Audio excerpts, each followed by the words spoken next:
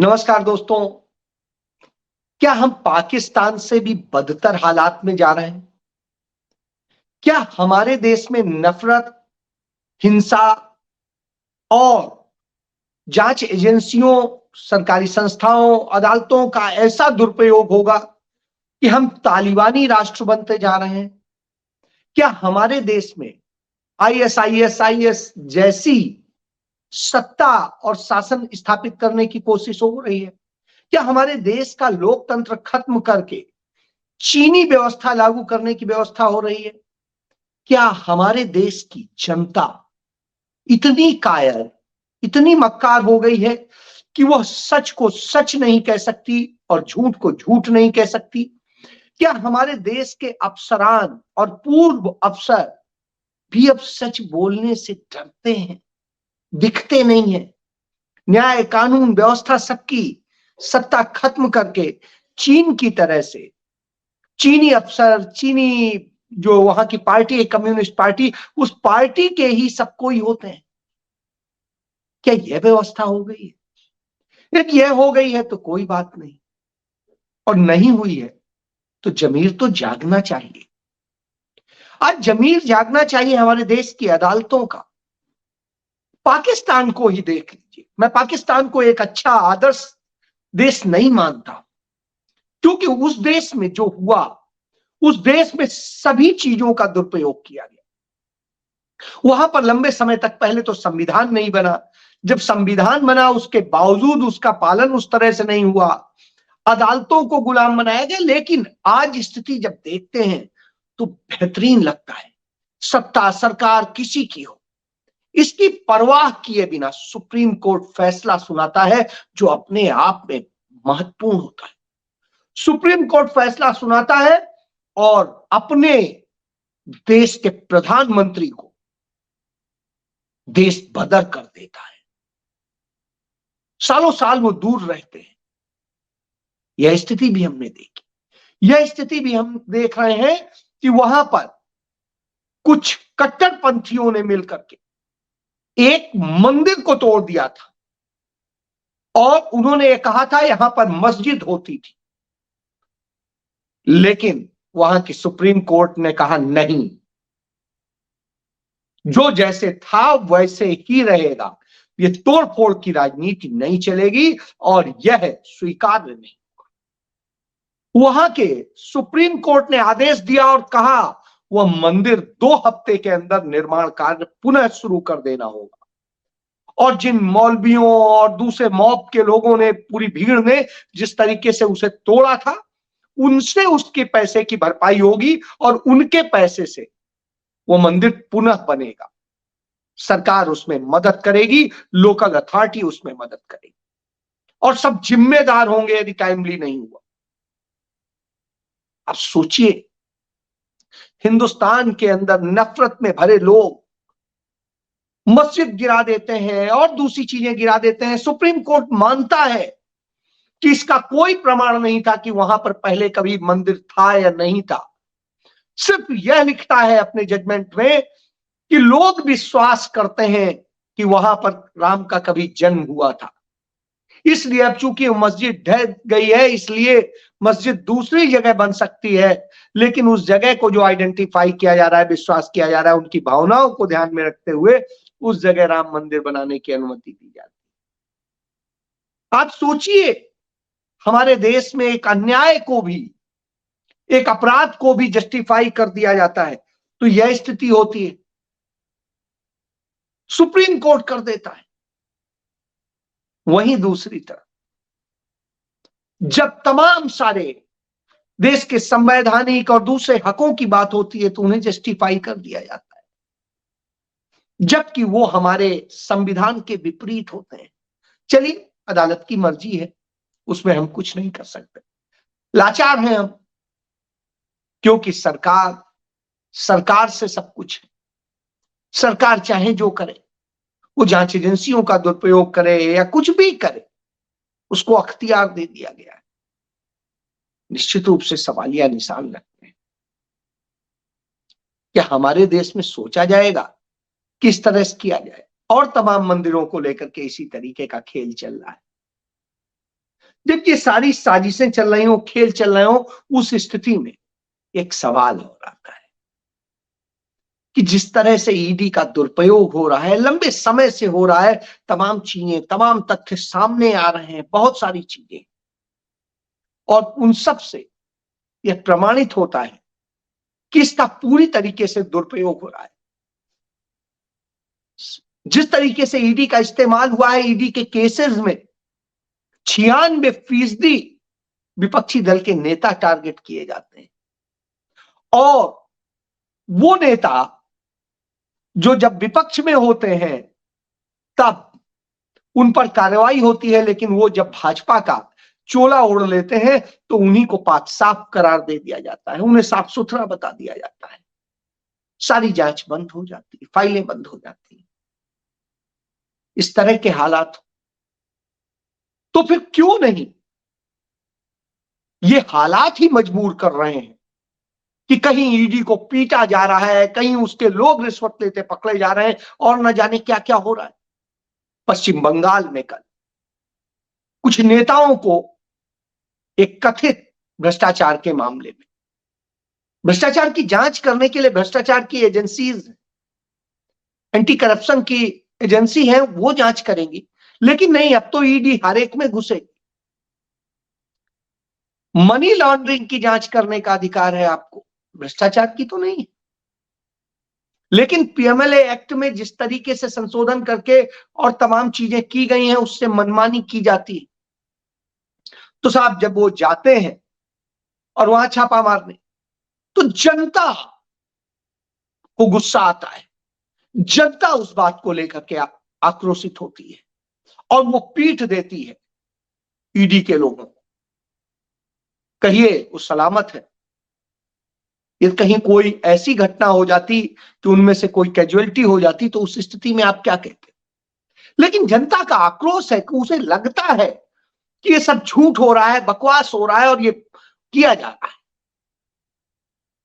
आप देखिए, कल ही की एक घटना है, कांग्रेस पार्टी के सोनीपत से एमएलए हैं, उनके रिश्तेदार और कारोबारी मित्र, उन सबके यहां छापा मारती है ईडी, और टोटल सबके यहां से मिला करके, वो कारोबारी है, माइंस के ठेके हैं उनके पास, सब कुछ है, आप समझ सकते हैं, हजारों करोड़ों के ठेके होते हैं।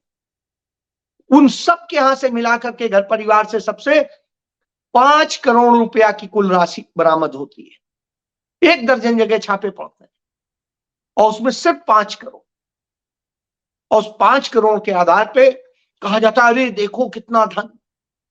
ये वैसे ही है जैसे धीरज प्रसाद साहू, जो कांग्रेस पार्टी के राज्यसभा सदस्य थे, उनके परिवार के कारोबार में मारा गया था छापा, कांग्रेस को बदनाम किया गया, और 351 दशमलव कुछ करोड़ रुपया जो बरामद हुआ, उसको लेकर के तमाम शोर मचा। जांच कौन कर रहा था? भारतीय जनता पार्टी की इनकम टैक्स और ईडी। तो साहब इतनी जांच के बाद भी कुछ नहीं आया, वापस कर दिया आपने। क्यों कर दिया? उस समय तो आप बदनाम कर रहे थे। ये वैसे ही है, कारोबार के पैसे को आप किसी का बता देंगे, कहीं करप्शन का पैसा हो तब बताइए, कोई भ्रष्टाचार का पैसा हो तब बताइए। तो ये ना भ्रष्टाचार का पैसा था, ना करप्शन का पैसा है। इसी तरीके से सोनीपत के जो एमएलए हैं, उनका भी अपना कारोबार का पैसा है, टैक्स देते हैं सरकार को, लेकिन सब परेशान करेंगे, बदनाम करेंगे, डराएंगे, और डरा करके करेंगे। इसी तरीके से आपको याद होगा जब छत्तीसगढ़ में चुनाव चल रहा था, तब महादेव ऐप को लेकर के जिस तरीके से तमाम स्वांग रचे गए, ईडी ने कैसे कॉन्स्पिरेसी रची, कैसे एक पकड़े गए व्यक्ति को या प्लांट किए गए व्यक्ति को कि मुंह से कहलवाया कि नहीं साहब, ये पैसा तो हम उन्हें देने जा रहे थे, उस मुख्यमंत्री को देने जा रहे थे जिससे कभी मिला नहीं था।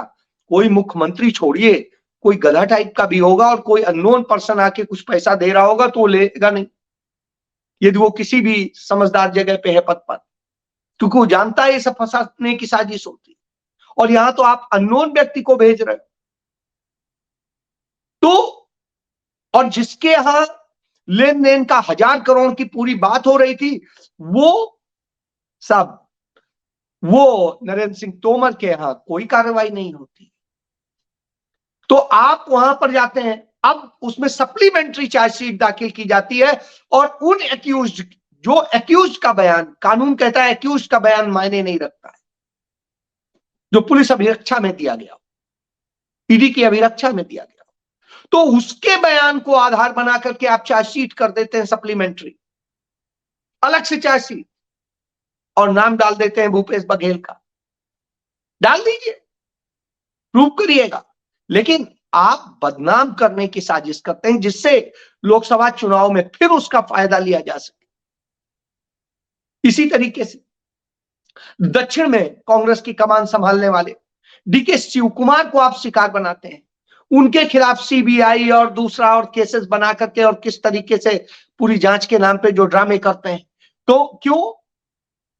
डीके शिव कुमार से रंजिश रखने वाला जो डीजीपी था कर्नाटक का, उसी को आपने सीबीआई का डायरेक्टर बनाया है।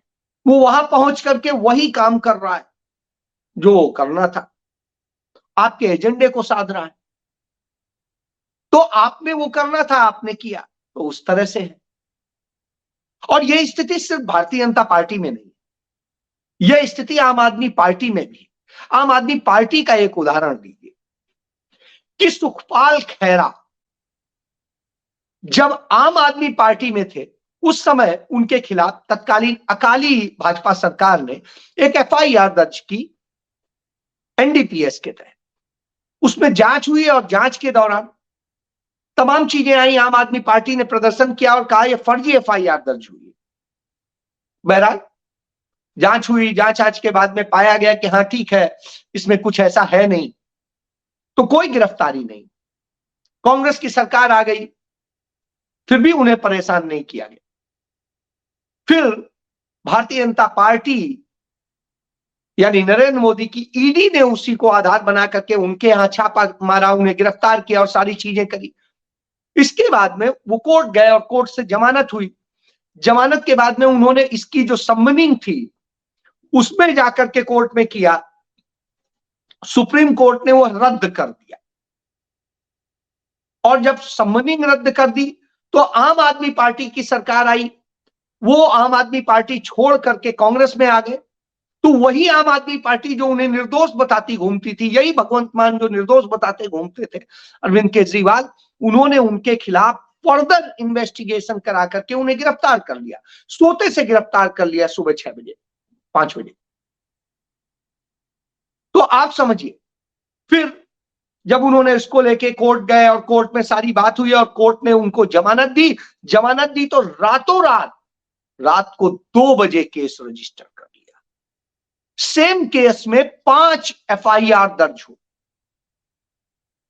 जिससे वो जेल से न छूटने पाए। एक से जमानत हो, दूसरे से न छूटने पाए, रात के 2 बजे दर्ज की जाती है। ये बयान के यहां साहब उन्होंने इसको परेशान किया। यदि वो 3 महीने पहले उसने दी थी एफआईआर की एप्लीकेशन, तो 3 महीने पहले क्यों नहीं एफआईआर दर्ज? जैसे ही हाई कोर्ट से जमानत मिली और सुबह उन्हें रिलीज होना था, रात को एफआईआर दर्ज करके आपने उन्हें जेल में ही डिटेन रखने का एक काम किया।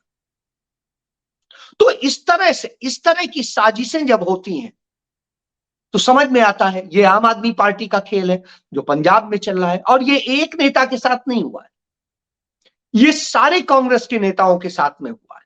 चाहे चरणजीत सिंह चन्नी हो, चलिए उन्हें गिरफ्तार नहीं कर पाए, उन्हें भी ईडी ने परेशान किया चुनाव के दौरान, लेकिन कुछ नहीं निकला।